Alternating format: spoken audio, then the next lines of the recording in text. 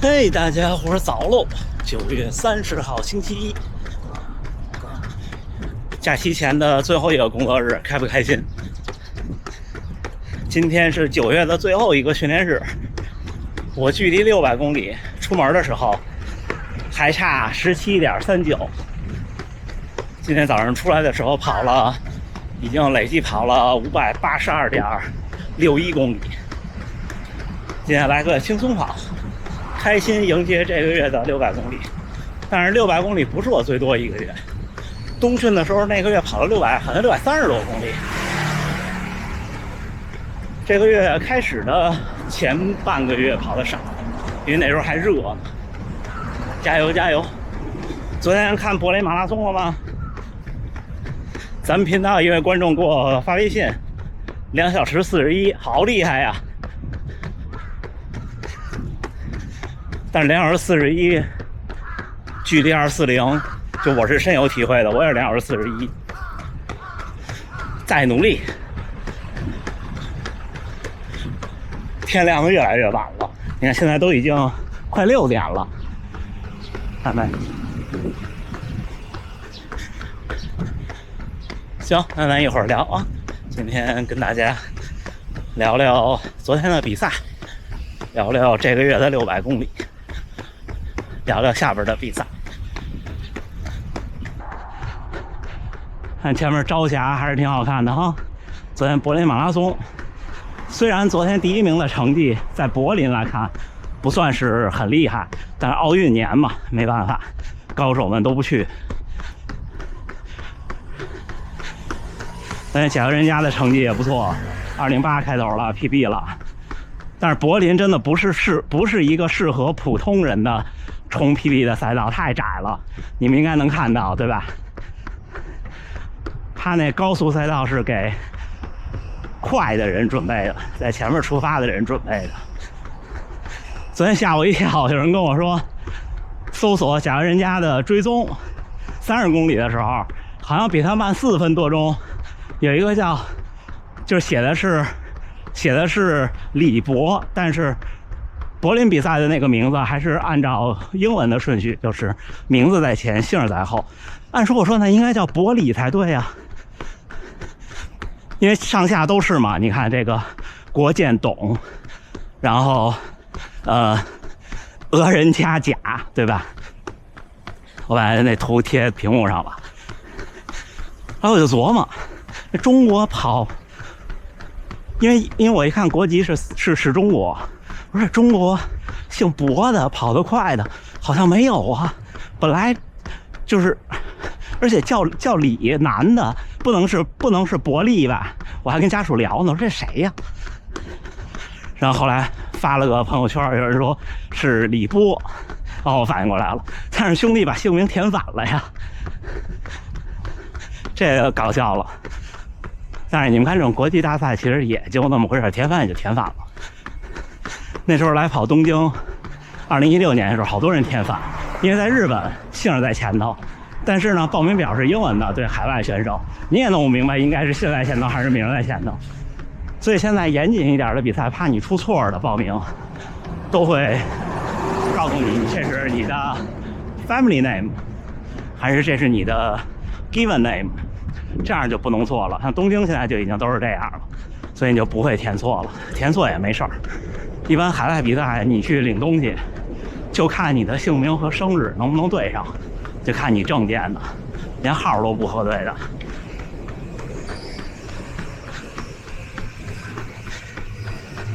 还是挺有意思，不知道他这成绩做那证书怎么算，2小时14好像最后是，也是了不起的成绩了。小花絮，还有昨天那位日本选手叫我想想啊叫伊开塔还是伊开达，就是什么田，当时我这是什么田呢？后来听主持人说是池田，新学了个字儿的读音。最后的几十米超过了他前面那个运动员，他前面运动员最后崩了，跑不动了。2小时05开头，厉害厉害！我觉得日本马拉松现在这年轻人的基础也不错。他们可能训练条件，其实他们的训练条件是不如我们的。昨天还跟大科员先生聊，就这边的中学几乎是没有跑道的，就是都没有标准场地，就一块长方形的黄土操场，几乎都是这样。然后大学也是，大学有跑道的也非常少。我问大科员先生，那爱好这个的人怎么办？他说那自己找田径场练。然后高原地区呢，这儿也少，因为国土面积小嘛，对吧？你看我到这儿这么长时间了，进过2次田径场，一次是东京半马，一次是大阪半马，结束的时候进田径场，再也没去过田径场了。像咱们那儿，虽然现在大学好多不能随便进了，但是以前2019年以前不都随便进吗？那大学的田径场，还有像北京天坛、地坛，还有后来我去昌平的那个。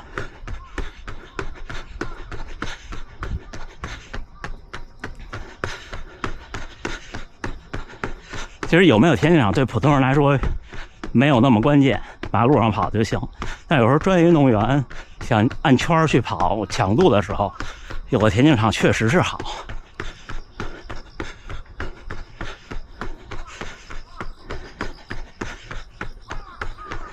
这个月跑600，下个月就有信心了。10月这个月呢，应该是跑不了600了，就除非我不参加北京马拉松，那这个月的目标就还是600。如果去参加北京马拉松，那这个月的目标就是500多吧。现在还不能很确定，因为你说这么大的一个叫什么，北京算什么首都，大国首都的马拉松，不是传说中11月初11月3、4号的样子吗？我不确定是3号还是4号是周日，还有1个月了，还没开始报名呢。那你说海外选手怎么规划行程呢？我现在就特发愁，因为我要安排时间，我要看机票，对吧？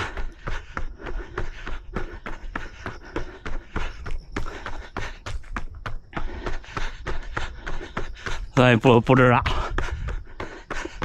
就是不知道。但是我觉得，你说这赛事组委会筹备这个比赛，他不可能提前1个月才定时间呀，他肯定是提前好久就得这么按这个筹备啊，是不是？那早点去定下来，不是挺好的吗？我记得原来不这样，真的不知道怎么回事，但愿他好吧。你看厦门不都挺好吗？厦门都开始报名了。厦门我能直通，但是我应该不去，太热了。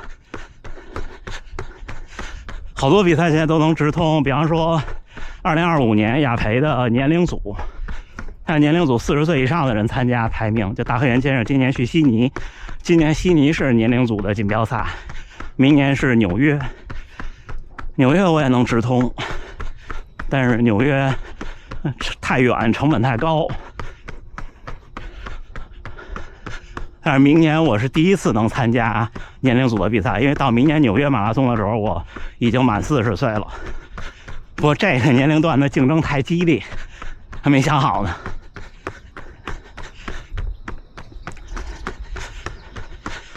还有昨天有小伙伴说，看了昨天下午我的会员视频，说他那时候听我的话，说就想做一个实验，每个月超过300公里。坚持1年能不能破3？他说现在感觉差一点，315可能可以，但是他说他刚开始跑第1年，体重从195斤往下减。对，我说的不严谨，因为你刚开始跑的第1年应该不算在这个计年之内，因为第1年是什么？第1年是让你从一个不跑的身体变成一个跑的身体，无论是体重啊，还是各种很容易出的小伤啊，包括前2天说的那足弓疼、脚底疼、脚腕疼，那甚至有时候跑多了肩膀疼、较劲嘛，对吧？这些都是在第1年解决的问题。因为我也真的没有想到，第一年跑步的小伙伴就有300公里一个月的能力。因为300公里一个月不是光有时间就行的，你还得有能力。你没能力走300公里一个月，你也走不了，一般人，对不对？所以有的时候我说跑量，好多人问跑多少就能达到什么成绩，这只是，就是它也是基于统计学的，我觉得，但是呢，相对的准确的多。我像现在我也敢说，你有300公里一个月的能力，能坚持1年，你就是有破3的能力。只不过可能像刚才那种小伙伴，确实是还差，就是一开始差太多。那我觉得可以再加个限制条件，就是不是太痛苦的每个月300，或者不是为了那种我就一定要试一试，而是我就每月正常跑，我就能稳定在300。现在我如果每个月600，对我来说，我是没有每个月600的能力的。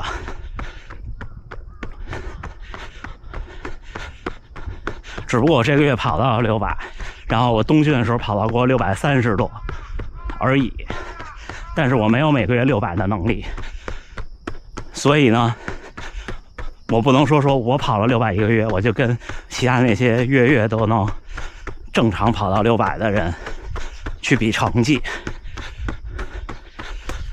等什么时候我驾驭了现在这个跑量，那我的成绩可能就能往前进一步。但是有时候感叹年龄，昨天在社交媒体上，那社交媒体提醒我，2016年的今天，就是昨天呀，我发了有图片的动态，是2016年的北京马拉松。2016年跑了，好像破4了，好像是，好像那年破的4，359、446还是47，就差一点点。最后终点那块的照片，就抽着筋儿顶，就每一步的时候抬腿的那个宝贵的那一点时间，就得勾一下脚尖抻一下，要不然小腿一直是抽着的。看着那个表往终点冲，北马冲刺太长了，最后冲过的时候可开心了。那转眼都8年了，可是看那时候的我的状态，就是那种感觉，就是你觉得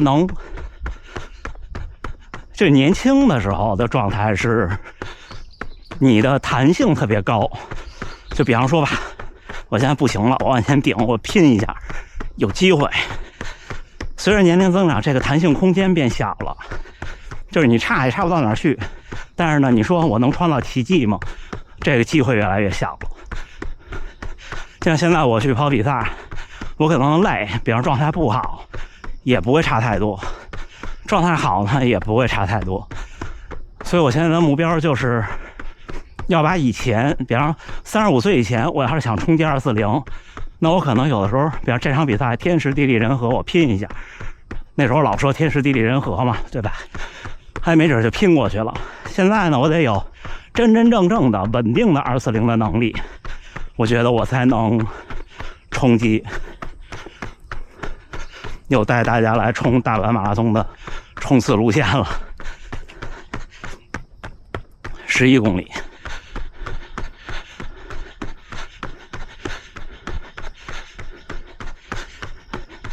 你们这儿拐过来就到终点了，还是挺不错的。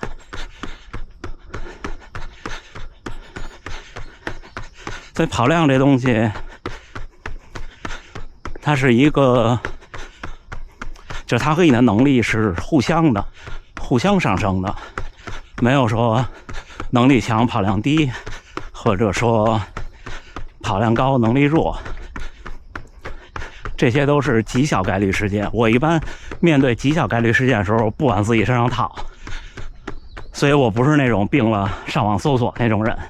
因为你搜到的基本都是小概率事件，不是说没可能，是有可能，但是可能性非常小。如果什么事情都考虑小概率事件呢，人就会变得极端，变得焦虑，变得烦躁，变得不开心，对不对？你看，马上这个银杏叶就已经黄了，地上都开始掉果了。入秋入得特别快。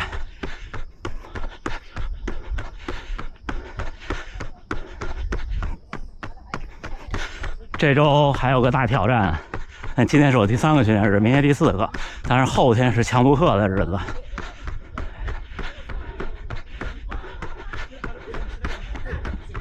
来嘛。大喜，上海首看你的这个哦不，你好，你好你好，我在录像，您介意吗？不介意。